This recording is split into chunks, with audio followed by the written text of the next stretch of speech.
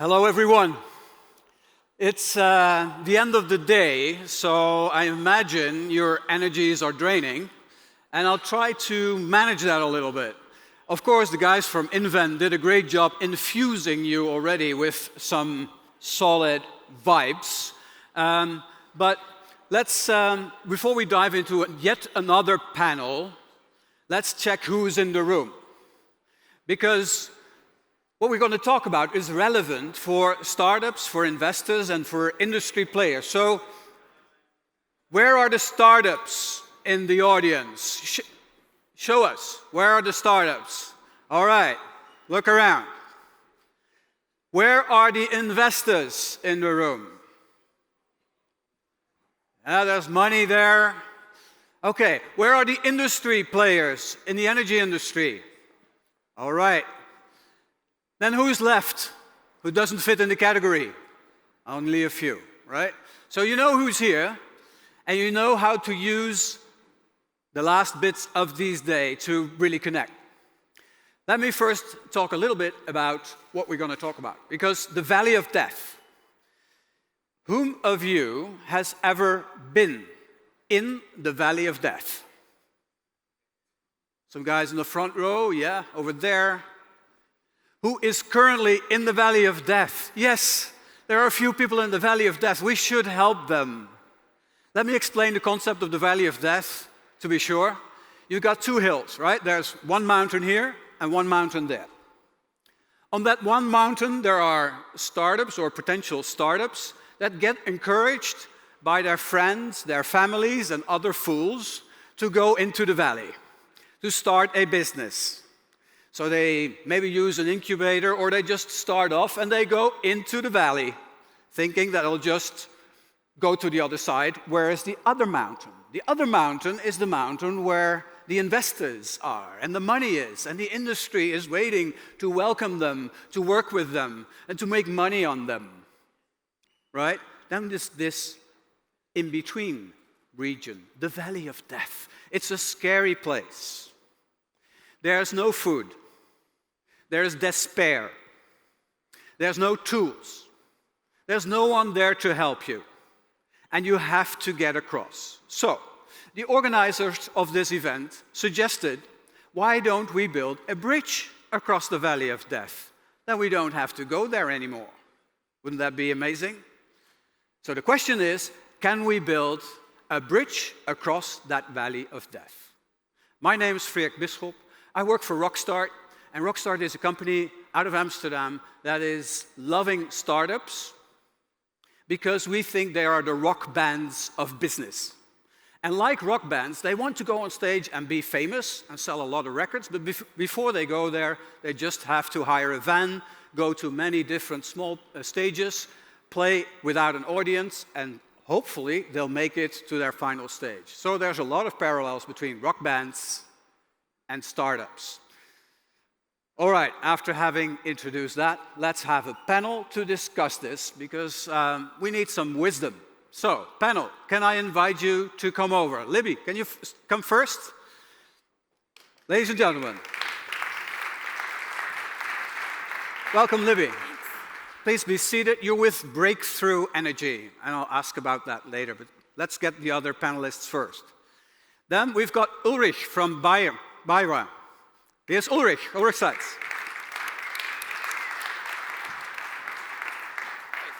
Good to have you here. Good to be here. You're the industry venture capitalist, so we're going to hear how you look into the valley. Okay, please be seated. All right, then we've got Matias from InnoEnergy. Matias, please join us on stage.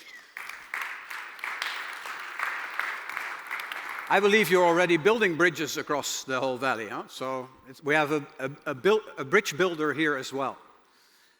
And then finally we have Audun from TechStars. Come on stage, Audun. Great to have you here.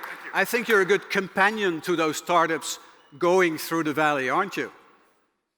All right, this is our group of people. I'll have my notes so that I don't make mistakes, and let's talk about this, because what do we want to know? Yeah, sorry? Zoe, right? Zoe. I thought she was not here. Zoe, Sorry, I didn't see you. So, Zoe, oh yeah, you're from Neufund. Yeah, yeah, okay, okay. Sorry. Please be seated. That's when you look into the dark of the valley of death, you don't see what's happening out there. So I'll go and join you here. So to make up for this mistake, allow me, Zoe, can you introduce as a very non-energy related venture capitalist or investor, what do? Explain your Neufund. Here's a microphone for you. There you go. Hi everybody. I'm Zoe. The company that I co-founded is called Neufund, and it's kind of a new type of venture capital or decentralized fund to invest in innovation. My link to the energy industry is indeed not big, one could think, in a sense that we are not directly doing anything in energy. But what we notice a lot at the company is that there is plenty of energy-related startups, actually, that are pitching for us to get funded with Neufund. And the reason for it is that for these companies, it's very difficult sometimes to find funds because, the classical example would be, imagine that someone has invented a great technology to reverse the climate change, right? I mean, this is, that's not something that is directly fundable by VCs, because maybe there is no exit, because how would you exit something like this and to whom? And these companies actually don't have that many sources of capital to revert to. So they come to us because what we open for them is cheap access to public markets, to supporters. Okay, so that's my fund. Thank you very much for that introduction. Libby, can you take over and tell us something about yourself and the Breakthrough Coalition you're working for? Sure. Good afternoon, everybody. It's great to be here. Really great to see all the energy in the room and throughout the event. So Breakthrough Energy Ventures is an investor-led venture fund that's led by Bill Gates and several other global business leaders from around the world. We invest in companies that are introducing an innovation in technology or business model that can dramatically reduce carbon emissions and roll back climate change.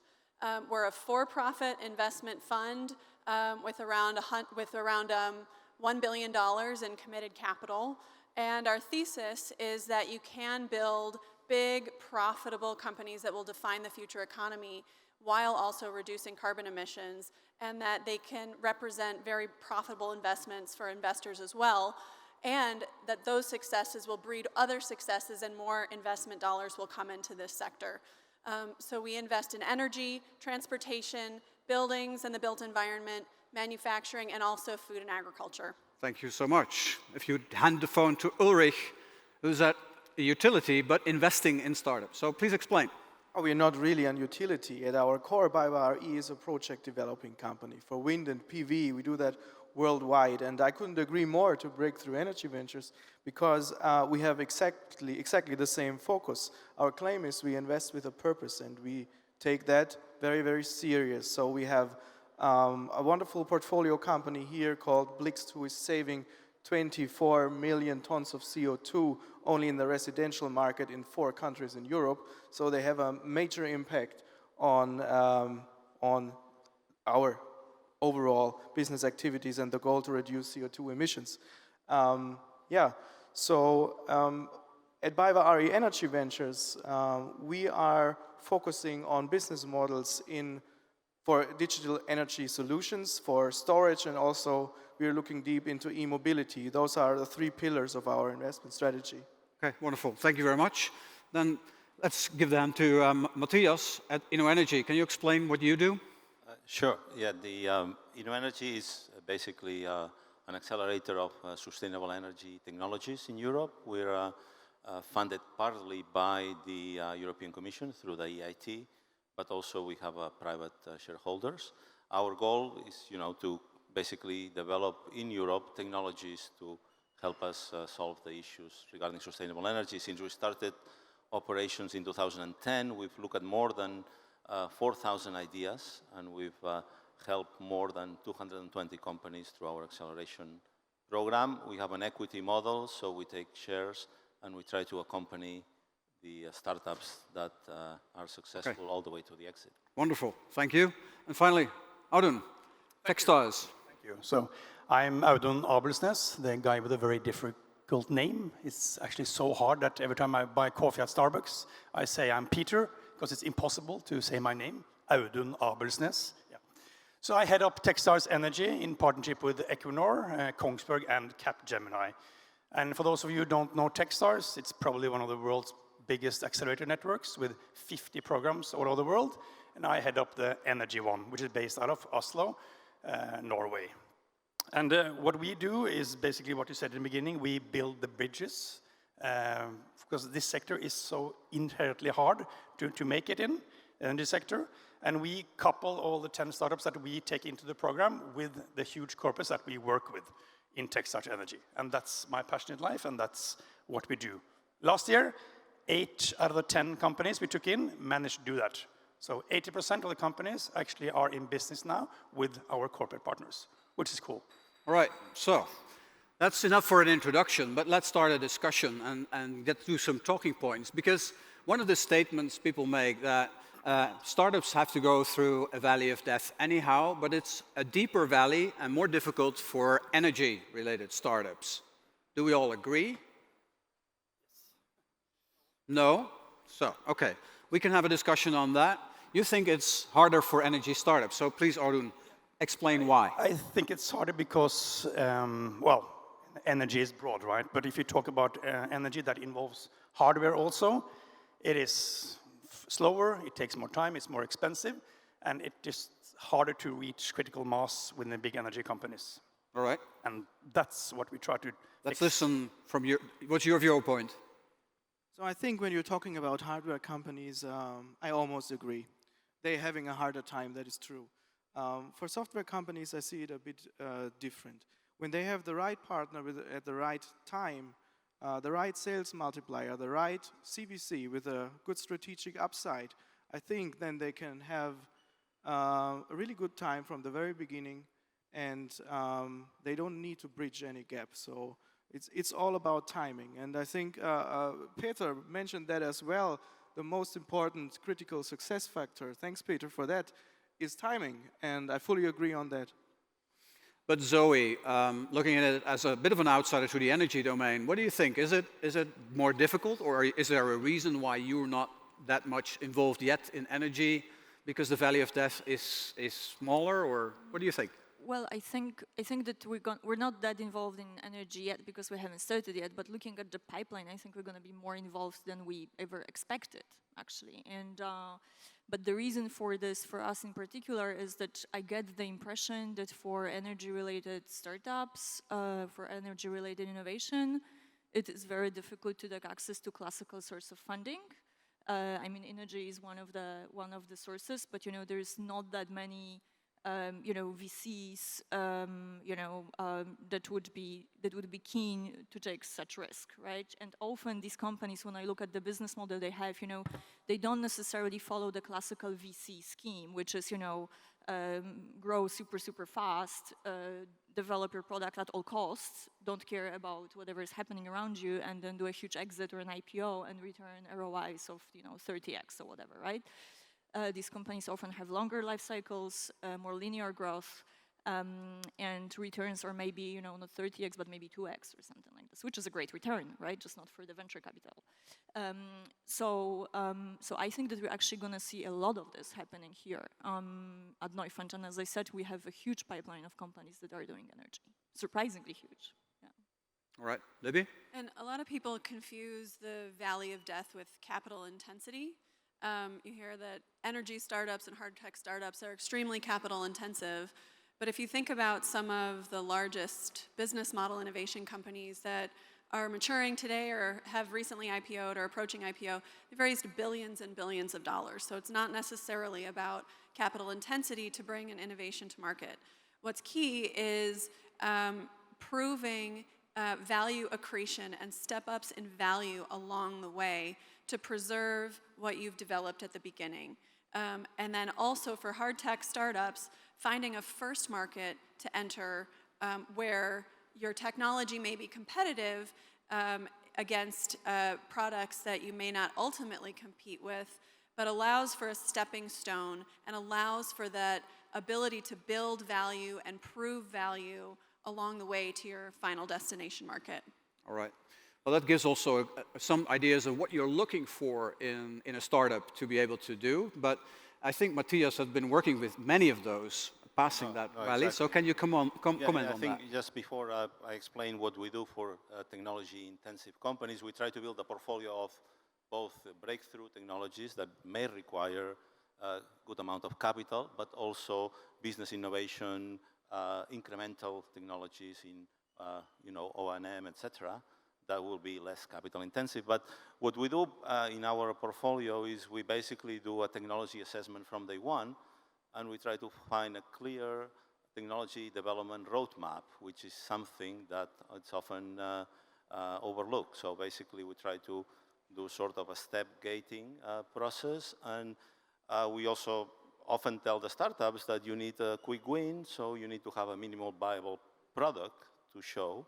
And obviously with that minimal viable product, we try to go to our partners, to some sort of tech labs, etc., to basically prove it and show the results. So it's true that obviously for some of the big technologies breakthrough, you need 10, 20 million euros, but basically you can do it such a way that you show some results before you ask for the big ticket. Help them to make a map to go through that valley and go from step to step. That makes a huge difference, I guess. Then nevertheless, there's a claim that this industry requires startups to go from small to massive to large scale in order to be meaningful. The whole energy transition is a play of big industry, of a lot of money being invested in there. So what problems do they have to face to really go from small, agile companies to becoming meaningful, scalable companies? Can you start with that, Audun? Difficult question. Sure, I think one of the biggest problems is the regulatory issues. I also think that in our program, a lot of the startups, again, I think we need to define what a startup is. We talk about all these things and we don't really define what is a startup, but in my world, a startup is a company between 5 to 20 employees. That's typically what we look for. One of the problems that they face, one concrete one, is how to actually get in the purchase orders with big companies. It's just so hard. And also the regulatory part is so hard in this sector. That's two concrete problems that I see all the time for the 10 companies that we work with. So how do people solve that? Any ideas how to solve those problems? Do you agree with these problems? Do you recognize them? Anyone? Yeah, Libby? we think about it maybe in a slightly more fundamental manner.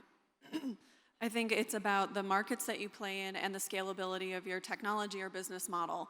If you truly want to scale, you need to be playing in really massive markets, and you need to bring an innovation to market in a way that's scalable beyond your own two hands. And then in terms of working with large companies, multinationals, I think sometimes these startups play in industries that are with very, very long sales cycles.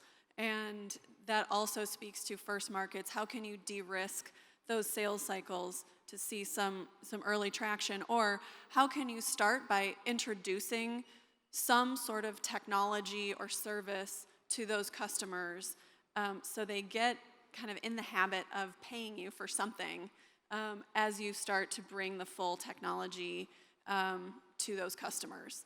So a little bit of a different way to step back and think about how you're approaching something initially, and then a little bit about the mechanics of how you approach those customers. Okay, I see recognition, but how does that work in practice? How to do that tell these startups that they need help to get across. Zoe, some ideas? The regulation bit is, is essential, and it's not only prevalent, in energy, but actually across many other startup industries that are, very much on vogue today, such as medtech or fintech. The reason why this is happening is that the whole startup industry is kind of past the cycle. We have exploited already ideas where building a nice app and making a social network is enough to build a business. Right now, the whole kind of tech industry is attacking all these huge sectors that are regulated. But regulation is a double-edged sword because it protects consumer on one hand. On the other hand, over time, in all these industries that I've mentioned, it actually became, walls, right? It became walled gardens. It became protection of monopolies, especially in, US, where the law is, heavily influenced by the lobbyists. But not only, right, across the world as well. So, companies face this problem very much, and I noticed that, one way in which they are trying to solve it is to initiate social movements in some way, because, some of these issues are obvious and easy to solve. Like, I don't know, we know that we're drowning in plastic, so why is there plastic bags still in Germany in every shop? I mean, that's ridiculous, right? But that's true. Well, because it's not so easy to remove them because regulation. Why we all know that mass production of mass meat production is wrong for climate. So why do we still eat that, right? It's obvious that we shouldn't, but we still do. So one way to actually influence these regulators is to startups create massive communities right now of support, kind of tribes around themselves, and try to influence the regulator. We see this in blockchain a lot, for example, right? So much law has been changed and introduced just because there was suddenly this massive movement to liberate finance. And in energy, I see this kind of approach as well. And I think this is actually great. All right. Yep. And I think that speaks to some of the early customers, early markets who can support the product, but also just be out there supporting a company kind of with moral support. Absolutely, yeah. right? So suddenly your investors are not only your VCs, but but it's a whole community of support that sometimes counts thousands and thousands of people. So what can be provided to make this journey smoother? What issues can be solved in your mind? Can you start off, Libby? Do you see hiccups that we can just work together on, ask the government to do something? What are the bottlenecks? Yeah, I think at least Breakthrough Energy is trying to bring policy back into the conversation.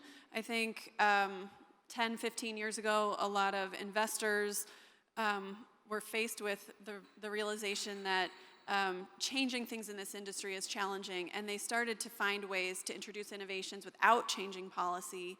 And so we're starting to bring policy back into the conversation, and it's something that we as an organization are committed to devoting some of our resources toward, but by no means can we do that lift alone. It definitely needs to be a global movement, and not only a global movement of consumers, but businesses really around the world, and the private sector can lead, and consumers can lead, and show that policy can kind of backfill with support. Other things that startups can do themselves is find good advisors, people who are influencers, I think is a really great suggestion. People who know some of the big customers and the policy agencies that you're trying to influence. Certainly good investors will have connections and can be those advisors themselves. If you're not ready to kind of talk with major investors, certainly really experienced advisors from your field are very essential. Thank you. Matias, could you comment a little bit more on the role of a government? You're a public-private network. No, I think, I have to be, in this case, I'm optimist that basically, at least in Europe, I think there's never been a better time to get help from financial organizations like the EIB, the EIF, even local banks in France, in Spain, in Sweden. There's a lot of institutions that can provide non-dilutive money. In most cases, what they require is a private investor. Obviously, at the end, they follow the lead of the private money. But the flip side of that is that often these institutions, because the amount of people that they have, they set up the bar very high. So we look at programs for energy demo, for example, from the EIB that requires a minimum of 15 million, which is obviously too much for some of the startups. So what I would obviously encourage institutions is to lower that bar and obviously allow or accept projects in the order of 4 or 5 million, which might be probably more manageable. But you're basically saying there is still a valley because where the money starts flowing, it needs to be 10 million and up that goes into a company. But before the startups arrive there, the true valley of death, they really need tons of money rather than millions. So what is needed to build that bridge?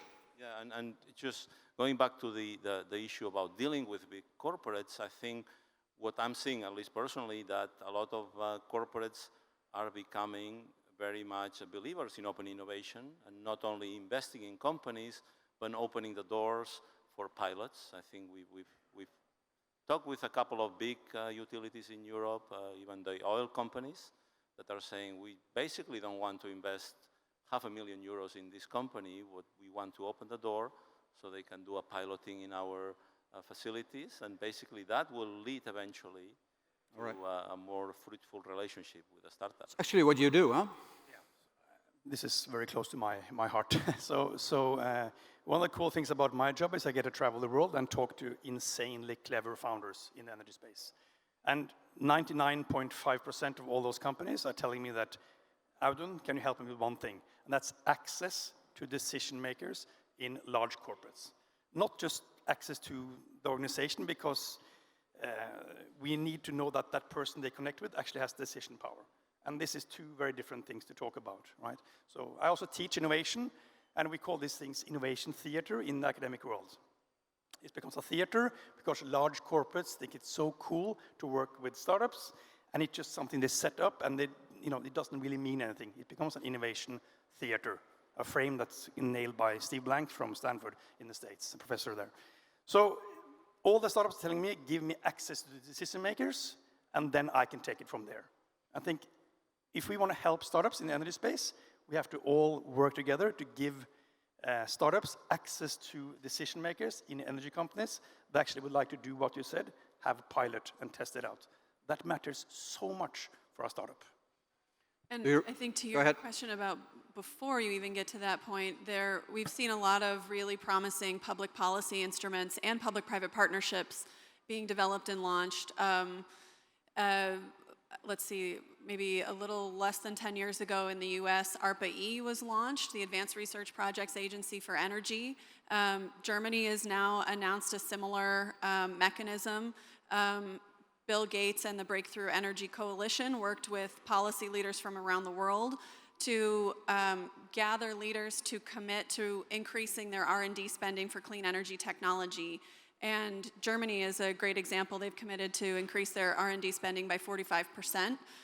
So there are a couple of really interesting public sector-led initiatives that are building support to bring technologies out of the lab and kind of bring them up to where the private sector can get engaged. And then in a public-private partnership, we at Breakthrough Energy announced a partnership with the European Commission this fall, where we're launching a joint fund, 100 million euros, for all the themes that Breakthrough Energy invests in just in Europe.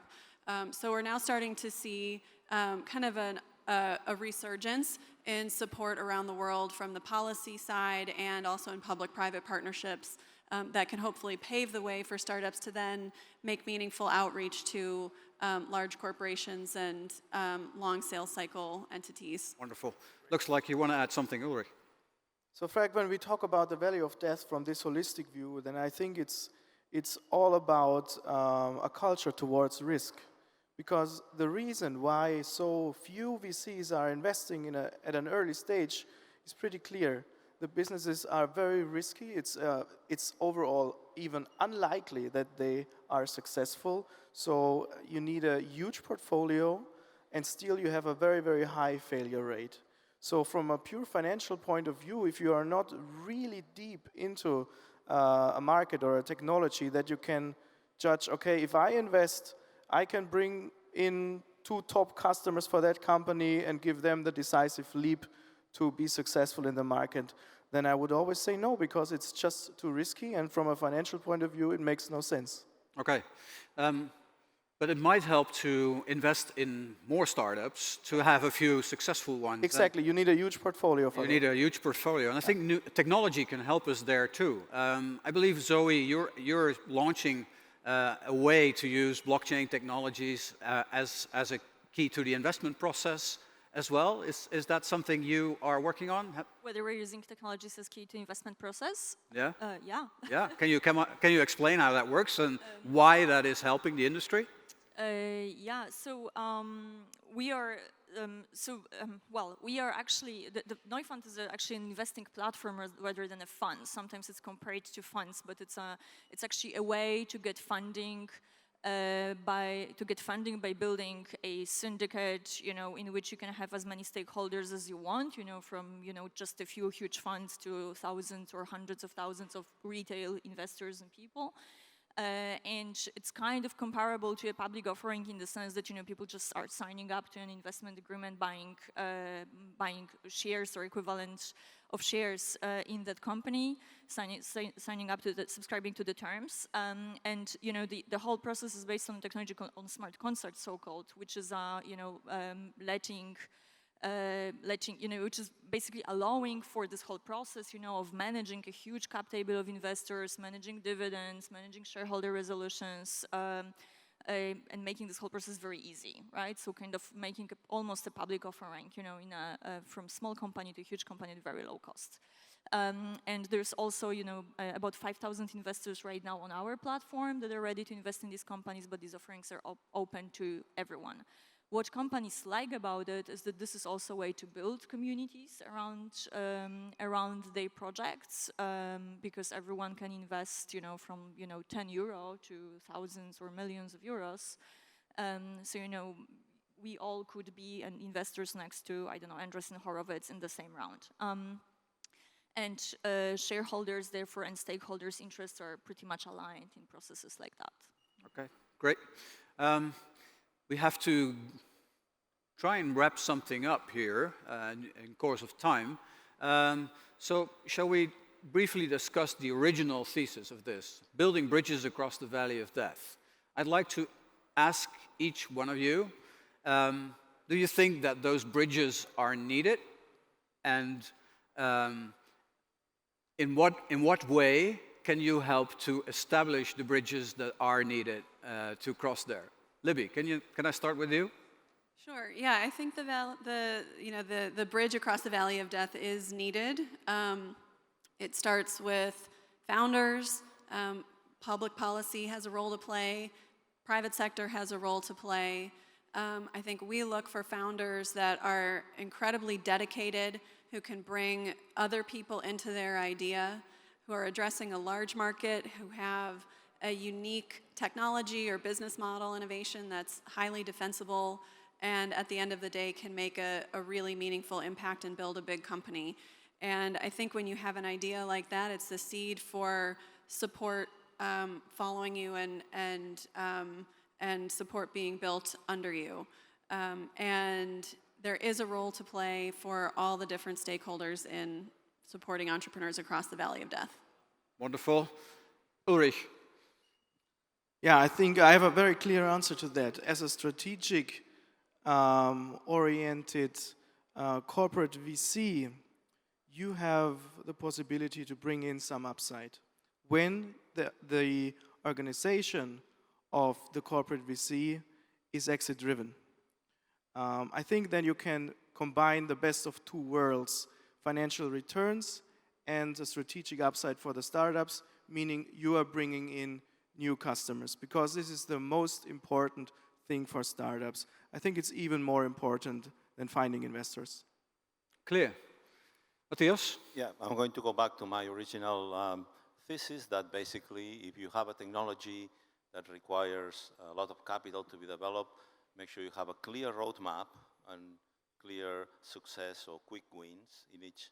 So when you go to meet an investor, even though you may be 3-4 years until you get revenues, you can show that you've performed and you basically achieve what you convey to the investors.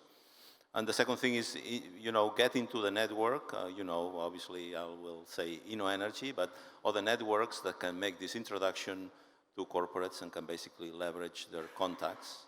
And finally, obviously leverage all the public money that's available, like SME instruments, like the Neufund, which is the IB program. So leverage all the public money that's available. It's a lot of red tape, a lot of documents you'll need to fill in, which some of the founders hate, but that's the price you have to pay. Okay, that's the price you have to pay. And Audun, what do you think? So, if the question is how can we help, energy founders, for me it's all about connections and network. That's what I believe very strongly in. And for me, I help 10 companies every year, and the way we do that very concretely is to surround them with massive amount of mentorship from Equinor, from Kongsberg, from Capgemini, and all our global ecosystem. And we provide so many connections to these 10 startups, and we pick outstanding teams. And that combination, strong connections and access to big corporates, plus outstanding teams, is dynamite. So that means that these 10 companies are kind of bridged over the valley of death, at least in TechStars Energy. But of course, we only take 10 companies every year. There's 10,000 companies out there. And for you guys, my recommendation is, like you said, get into a network somewhere that can help you. Find a mentor, find a person who have been there, done it, they know how to do things, and simply come under his or her wings in order to connect you to the right people that can make decisions. But be aware of the people who just provide you connections for their own sake. This is a big mistake. You need to find a person who are willing to help you for real, like have the give first mentality. And finding those persons are hard. In TechStars, we vet every mentor. Everybody must have a give first mentality. If not, they are basically kicked out our mentor pool. So yeah, find those mentors that can really help you. That's my... Okay, great. And then last but definitely not least, Zoe, what is your take on this? Well, I have a very clear idea for that, and it is very simple. Give access to capital. Because, the startups in all sectors, in particular, those extremely disruptive companies, the companies that really, trying to make some kind of change and that are ahead of the line, that are really frontier tech companies, they have very limited access to capital. And all of you, by the way, most of you here in this audience are not even able to invest in these companies because the lowest ticket size is something like €1 million. I think this is not fair, okay? And I think also that companies that not necessarily are returning, are supposed to become unicorns, because how many unicorns are there in the world, a couple hundred maybe, right? Those companies can be very valuable companies. I think that for a lot of people and companies and funds in the world, a return of, 2x is a great return, right? Even 20% return is a great return, and this is not the business model of VCs. So these companies have this avenue closed. I think the best way is to let these companies get money from various different sources. Great, thank you. Well, then there's startups in this room that have to cross the valley of death, are in there, or just climbing out. Final questions are for you. 2 questions from startups, from the audience. Who would like to go? There's one in the back. Yeah, okay. Yes, sir, the microphone's coming to you. Don't pitch, ask a question. I warn you. Hi, my name is Charlotte Wang, founder of Equator Energy. We're located in Shanghai, China. I have a question for 2 ladies. You mentioned about the work directly impact on the climate change. For the most air polluted area with a lot of coal-fired power plant that's in China, have you invested any startup in China, and why? Thank you. Clear question to the ladies. Libby? So Breakthrough Energy Ventures is pretty new. We just started investing capital in 2018. We do invest globally. We have not yet made an investment in China, but I guarantee you it's a very high priority for us. And as I mentioned, we have a partnership here in Europe to invest here in Europe, and we are interested in China and several other geographies around the world.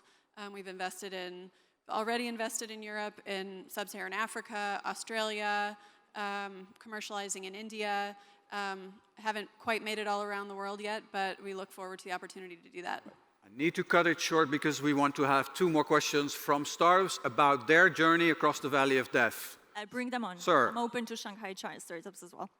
So no pitch, and more question to the VC folks here. So if I look at the energy market, for us as startups, getting to a point where we're generating revenue is much slower than like in the consumer market and so on. So in general, the VC model doesn't map really well to what we do. So as a startup founder, we decided to go down the path of angel investors and try to get as much grant money and all of that as possible, because we felt if we went down the VC path too early, we just wouldn't get to the point where your cadence doesn't match with our industry cadence, and the whole thing falls apart because we won't deliver on the exit needs in a timely manner. So your question is? My question is, what can we do as startups basically to kind of bridge that gap to the general VC market in terms of advice from you guys? I think you're doing the right thing. There are angel investors, so I think you're doing the right thing. Angel investors, non-dilutive sources of capital, try to build as much value in from the beginning. Breakthrough Energy Ventures is also a 20-year fund, so we are built to take on some longer-term challenges. All right, Zoe. I also think you're doing the right thing, and I think that you should expand it, and I think I can help you in managing a large network of angels, because maybe you want to have 100 investors in one round. And I also think that it's interesting to look for so-called impact investors as well, because what I see as a trend right now among various different investors, not necessarily VC, but around the world, is to, people not necessarily want ROI for the investment, but a lot of people want impact for an investment. So, they give you money, you give them impact. I think you should have some people like that on board as well. Wonderful. Last question from a dying startup. Are you suffering? Are you suffering in the valley of death? I'm a recovering eco-entrepreneur. Recovering from it, so. I'm now at WWF. Short question, short answer. Short question, well, I mean, mainly the issue that we have is the IPCC is talking about 12 years for us to avoid a temperature increase of more than 1.5 degrees. So 12 years is the time that we need to really act in. And my question really refers to whether or not we have sufficient deal flow for you investors to be able to help get sustainable energy mainstream. Thank you. There will never be enough deal flow for this challenge. No. Okay. That was a short answer. So I think we need to leave it here. So, in summary, if you're in that valley of death, make sure you got a good roadmap, that you find the right companions that can advise you on where to go. Make use of all the rigs and tools that you can still find, because if you look well, there are enough. And if you're an investor, go down into the valley and go meet some of those people that are deeper, and try to move down and welcome them earlier. I think we should switch off here and go to the finals, because we're all excited about who's going to be winning the prizes. Thank you so much for your attention. Thank you, jury and panel here. Wonderful to have you all here. Thank you.